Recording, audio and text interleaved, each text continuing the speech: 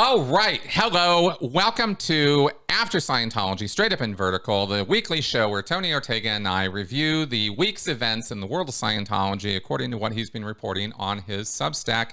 Hi, Tony. Hello there, Chris. How are you, man? What a week. Starting off, I think we might want to say, and I think this has been pretty broadly acknowledged already, but let's say again what great news it is that Mike Rinder dropped an update last week that he is doing better, making progress, moving forward. Thoughts?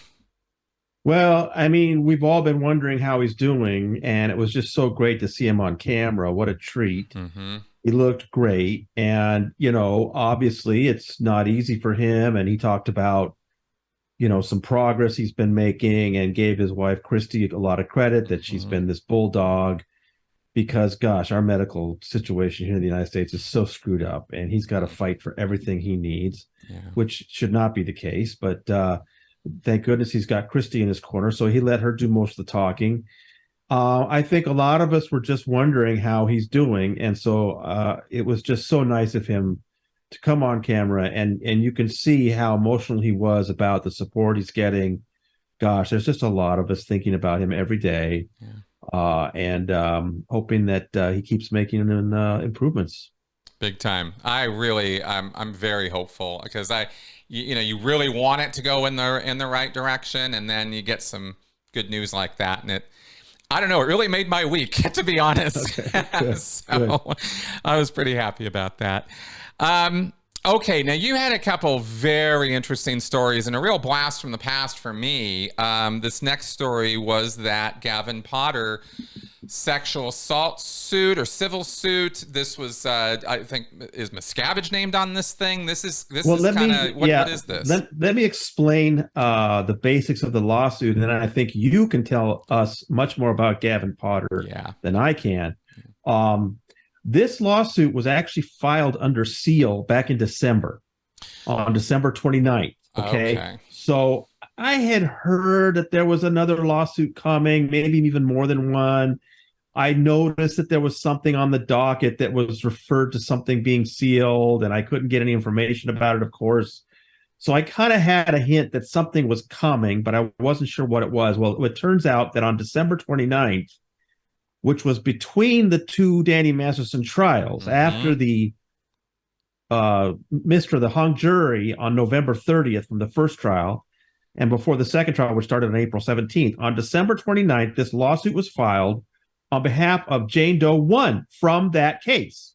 Remember, there are three women going by the names Jane Doe, he was Danny Masterson's charged for forcibly raping all three of them, and they did get a conviction on two of those counts, and he's facing sentencing on August 4th. But between those two trials, in fact, before we even knew whether the DA was going to go ahead and have the second trial, this civil lawsuit was filed under seal by Jane Doe 1. And it wasn't until this week that it was unsealed and the defendants were named and the defendants were notified.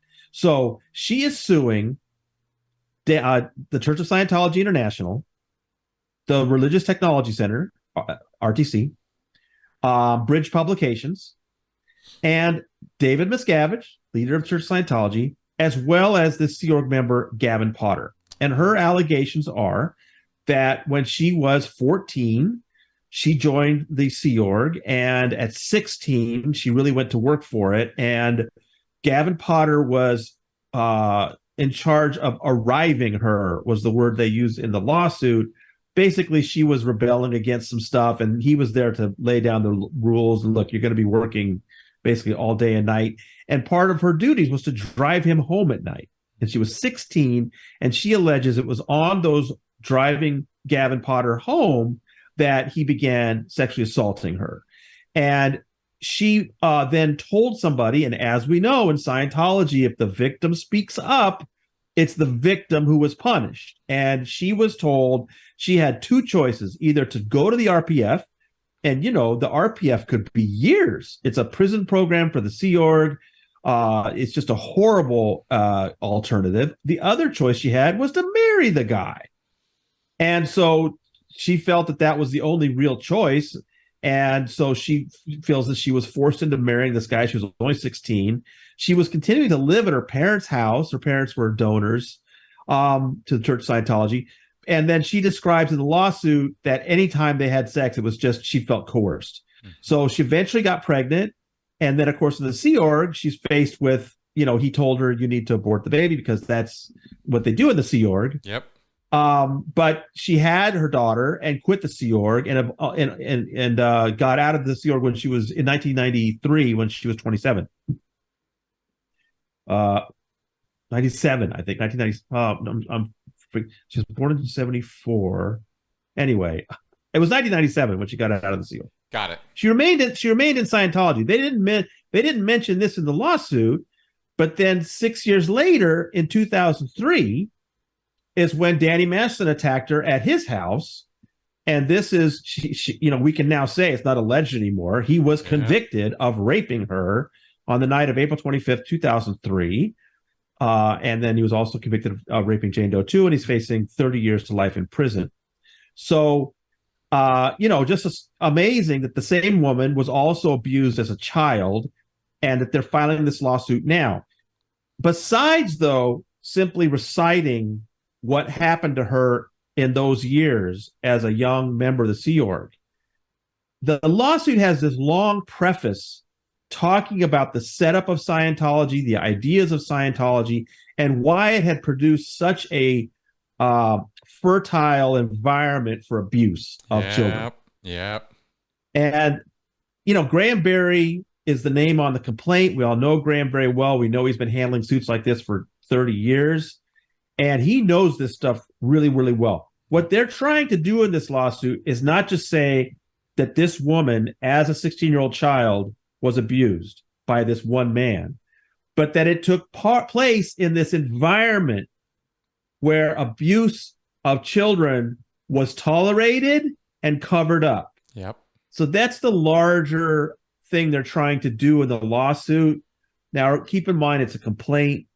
Once it gets down to they get down to actually litigating it, who knows where it's going to settle. I will say I haven't had a chance to write about this yet, but what's been happening to ex-Scientologists that sue Scientology is the first thing Scientology does is they go and say, oh, you signed contracts, go to arbitration. That's right. But I think this took place so early in 1991, I'm not sure they had those contracts in place yet. And also, she is also suing Scientology and Danny Masterson in that other lawsuit. Mm-hmm. It's called Bixler v. Scientology.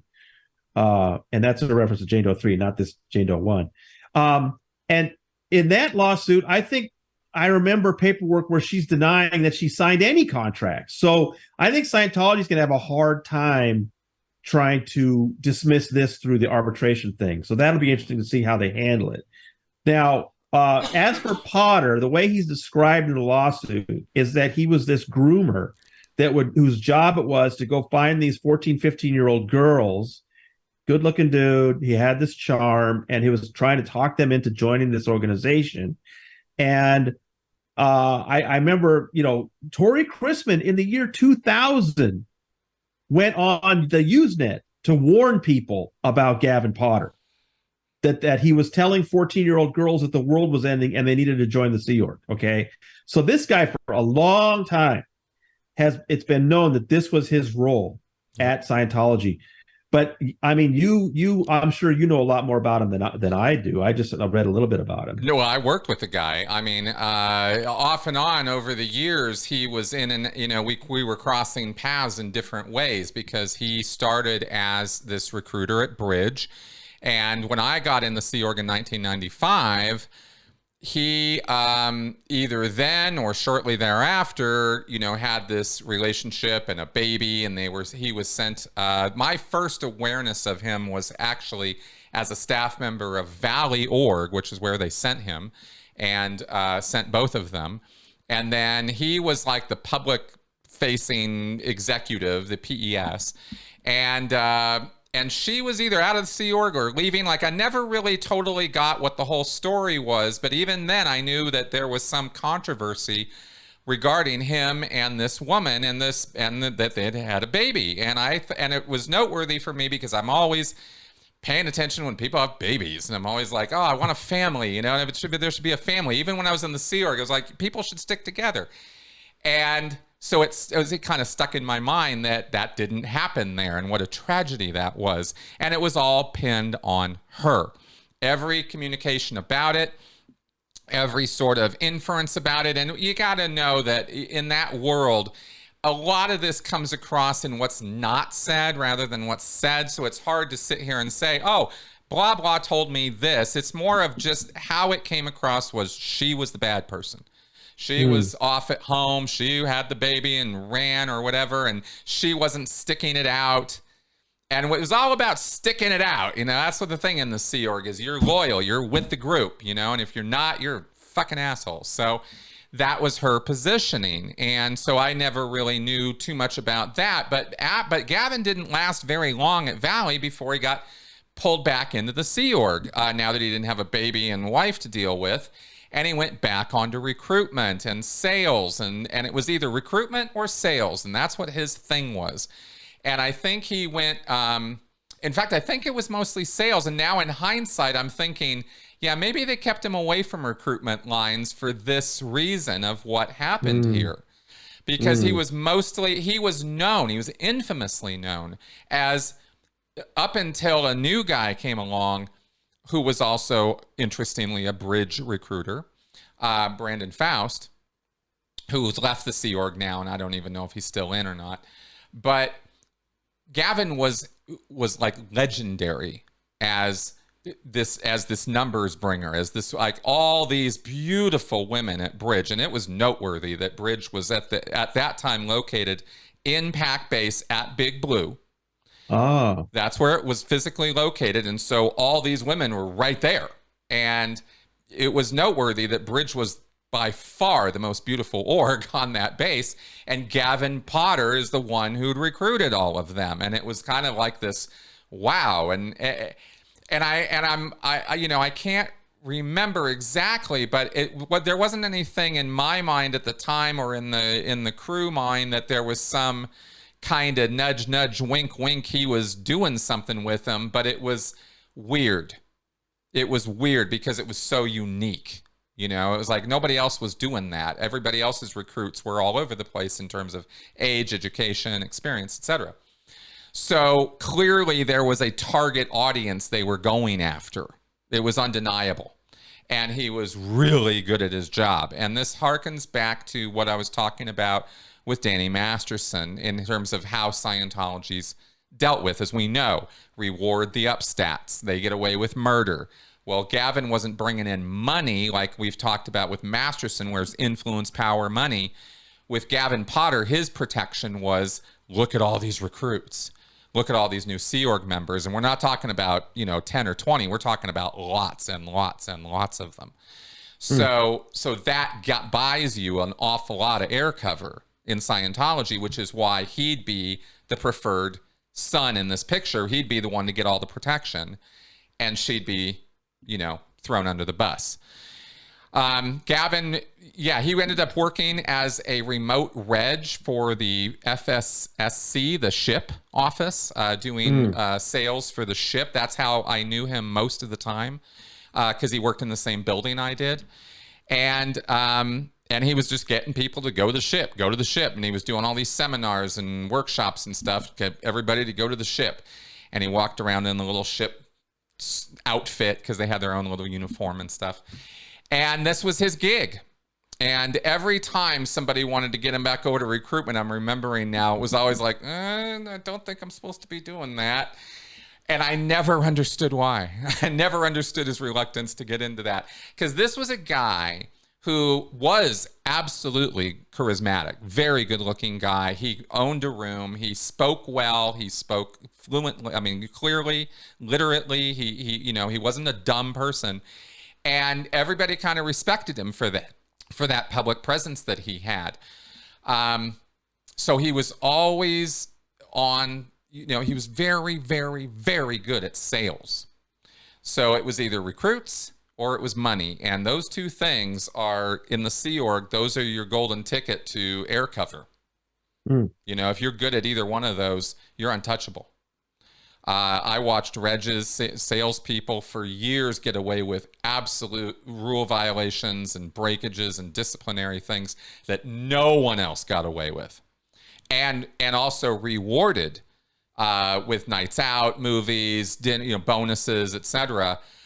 Because they were bringing in the money. That's the attitude and culture there. So Gavin was kind of, even in the Sea Org land, you have your command structure, but then you have the guys who are bringing the money in, and the producers, right? And so you can be, a CMO girl or an RTC person or whatever, and come in and everybody will salute with both hands and freak out, but the respect in that culture goes to the people who are bringing in the money or the recruits.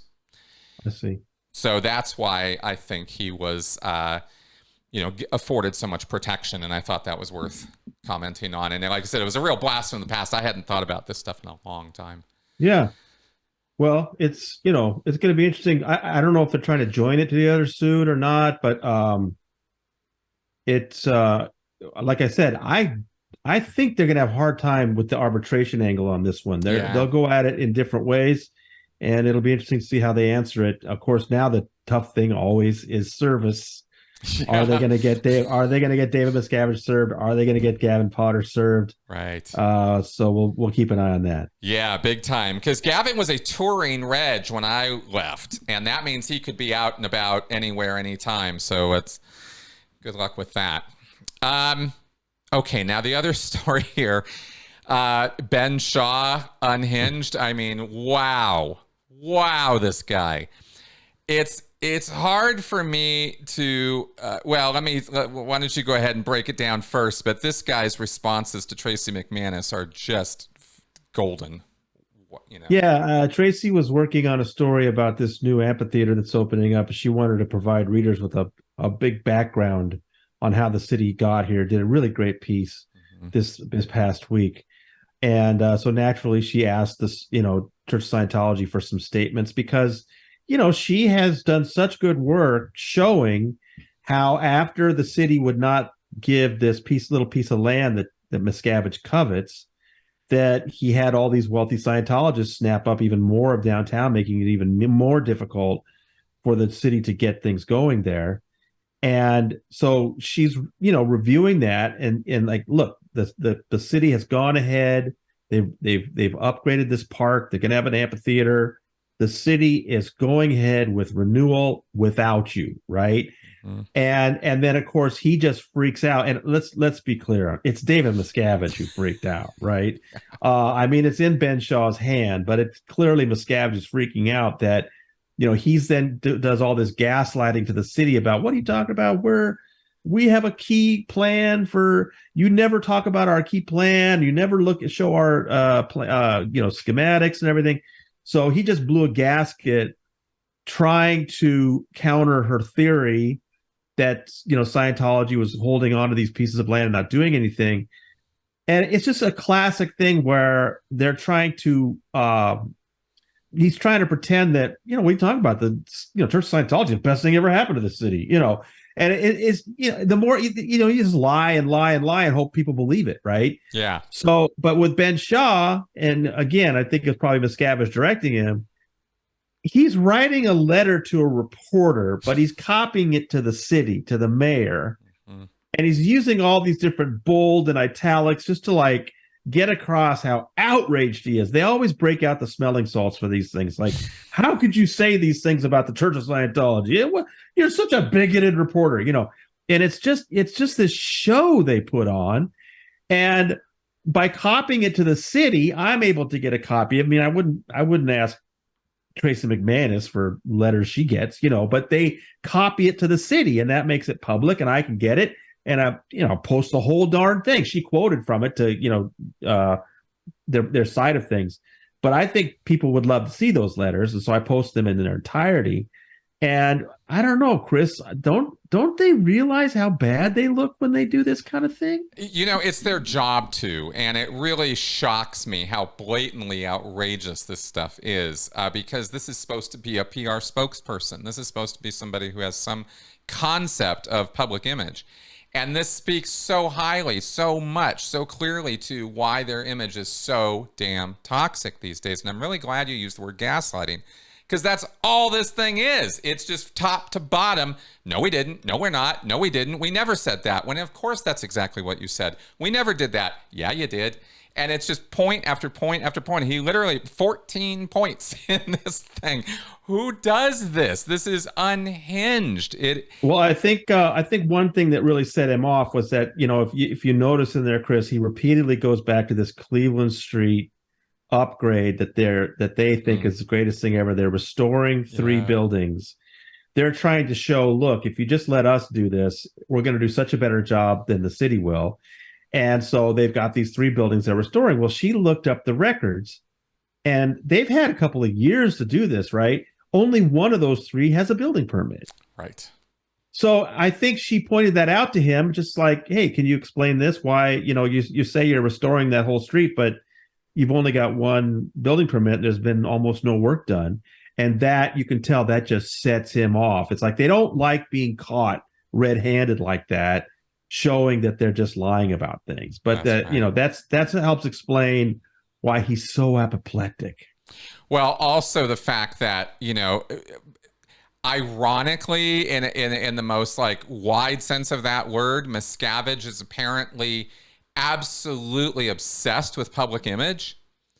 And then this, and you have to, and it's so set up that whoever fails him, well, it was always their fault, not his, right? And so, maybe Ben Shaw, I don't know. This is the kind of thing that makes me wonder how much longer this guy's going to be on the job, because this is really bad. And the fact that this getting published on your blog, that Tracy's going to, quote from this. I mean, Miscavige is going to just blow a gasket with this. Anyway, yeah, really bad. I don't know, and I really do think this bears repeating as often as possible for people in Clearwater, is I really don't think that the city council or the regulatory bodies or individuals there really get Scientology. I really don't think they understand the fanaticism that they are dealing with, because it has nice buildings and nice uniforms and people who write letters. They don't look like a bunch of ISIS, recruits, but that's the level of fanaticism. I'm not saying they're radicalized extremists. I'm just saying they are fanatics at this stuff. They're never, ever, ever, ever going to stop. Right. And I think Mark Bunker has hit on the right strategy. I mean, obviously, people who elected him wanted to see him really take it to Scientology, and he has. He's always speaks up whenever he sees that they've done something ridiculous. But pretty quickly he settled into the idea that the best thing for the people, because the people of Clearwater, who vastly outnumber the Scientologists like 95-5. Oh yeah. The vast majority of people in Clearwater don't want to be in a fight, right? You don't want to be fighting day after day in your own town. Yeah. And so what Bunker has talked about is the best thing is just ignore them and renew the downtown on our own. And that's why I think this is a big week for them, because they've got this new facility. It looks really great. I saw some shots of it that just look really top notch. It's going to draw people down there. They're going to have fun. And yeah, the sandcastle's right there. But the people who go to have fun there don't have to encounter Scientologists at all. Right. And I think that's a very smart plan by Mark, is instead of trying to engage the citizens of Scientology into some kind of a battle, that the best thing is let's renew it despite the things that they're doing. There you go. I actually agree. I think that's definitely the best way to go, because the fight will never end. So it's a good strategy, actually, do a little aikido on that and just sidestep the whole thing. So go Vice Mayor Bunker. Okay, and then finally, this was interesting. This is just a little maybe some people might think of this as minutia, but it's really kind of important for Scientology's structure and Hubbard legacy and all of that, is this Church of Spiritual Technology. And you had an article write up, which I thought was quite good, about some corporate breakdown and some kind of behind the scenes on that. Yeah, I mean, I've been writing about CST for 12 years, something like that. And, I've shown maps to where all the vaults are and Hmm. everything. And I think people who get into, studying Scientology pretty quickly learn about this. The most secretive division in this secretive church is the Church of Spiritual Technology, CST. L. Ron Hubbard created it with the idea that it would archive his works for thousands of years. And so they dig these vaults. They've created these 4 vaults, and they put his all of his writings and lectures on special media that's supposed to last thousands of years. They store it in these vaults. It's all ridiculous.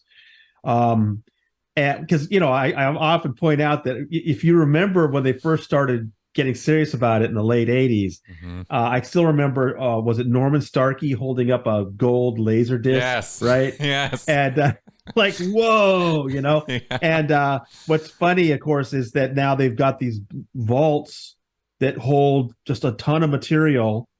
And the reality is that in 2023, you can put the entirety of L. Ron Hubbard's output on a thumb drive. Yep.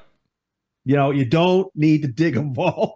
But anyway, that's okay. Let them spend the money. Who cares? Anyway, so I have been covering them for a long time. And of course, we believe Shelley Miscavige is at the headquarters of that organization up in Twin Peaks, California, near Lake Arrowhead. But one of my readers took the time to do some stuff that I just don't have time to. And they went and pulled all the corporate records of CST. It turns out CST created a number of nonprofits over the years, as well as for-profit businesses. He's got their officers' names, their actual addresses. Really interesting. Yeah, you can call it minutia, but I know there are underground bunker readers, and I know there are your viewers who care about that level of detail. We That's want right. to know what these people are up to, because that's basically what we're doing, Chris. This is a multi-billion-dollar international organization up to no good, and they're always trying things here, there, and everywhere. And one of the best things we can do to keep an eye on this organization is just investigate all these little octopus arms they've got going. So I'm really grateful to this reader. We've got a couple more parts coming later. I think there's some really interesting detail that I had never seen before. So I hope readers appreciate it. Yeah, I sure did. I found it very interesting to get into those little deets. Also, because noted in the story were errors and problems and issues, including fines that had been levied. And I was very surprised by that. I've been under the mistaken impression that at that level of Scientology, given how secretive it is and closeted and not never, ever, ever talked about, that they would have their P's and Q's nailed on all of their paperwork at least. And it really speaks to something that they don't. Yeah. Because CST is supposed to be the glittering model of efficiency. I mean, there's no other organization that seems to run the way they do. And yet, actually, no, it's kind of par for the course. They're run just like every other Scientology organization with all kinds of problems and not getting their filings done and not conforming, in other words, with the laws and regulations around them, because they're a destructive cult and they don't like to play nice unless they have to, Well, So there's also the story of the failed fifth vault. I've written about that fairly extensively. That they were trying to build one in Wyoming, yeah. and they just ran into all kinds of problems and gave up on it. Wow. And that's, again, with the kind of money they have and what they're willing to spend and the people they're willing to hire. It's kind of remarkable that you have this monument to failure up there. One of my readers, who's a drone operator, went up there and got some images for us. You can still see the scar in the earth and leftover equipment. So you're right. They're even at this super top level echelon of Scientology, they don't always have their act together. Very Mm-mm. interesting. It is, because these guys are supposed to be the best of the best. Of course, I was on the RPF with a couple of these guys from Oh, CST. So, yeah, they're just Sea Org members. Same pressures and everything else. All right, so those are what we're going to cover this week. I hope you all found one this interesting. one Yes, what you got? one more note. Yeah. I know you put this out on Monday, and today is the beginning of jury selection in the Riza Islam trial. I am not going to Los Angeles for that. I have some people there that are going to keep an eye on it for us. one of the reasons I decided not to go out there is that I'm fascinated by Riza Islam and the family and this whole dispute and the charges. But I have a feeling, in however long this trial lasts, and it won't last as long as the Masterson one did, but I have a feeling the word Scientology will never be uttered once. And so that's why I thought my readers may not be as into it as, like with Masterson. We were stunned at how much Scientology content there were in those two trials. But with Riza, no question that his mother started this sort of narking in Alfred Johnson's World Literacy Crusade, which was a Scientology front. There's a picture of Riza with the e-meter at this place. There's no question Scientology was involved, but I have a feeling the state this time is going to stay away from it. And I'm pretty sure Riza and his attorney will stay away from it. So, but I will be keeping tabs on that. Riza Islam is a very interesting figure. He was named one of the 12 worst sources of online disinformation about vaccines in the country about a year and a half ago, 2 years ago. Wow. So he's really something. And he put out statements this weekend, very defiant statements about being, persecuted. And so he's going into this thing fighting, and it'll be interesting to see how it turns out. It will. And very interesting to be watching on that. All right. So with all that being said, thank you very much for coming around and watching. And of course, subscribe to Tony's Substack. Address is right there on the screen for you, so you can get your daily notifications of his posts like I do. And of course, subscribe to this channel. All right, guys. See you next week. Bye-bye.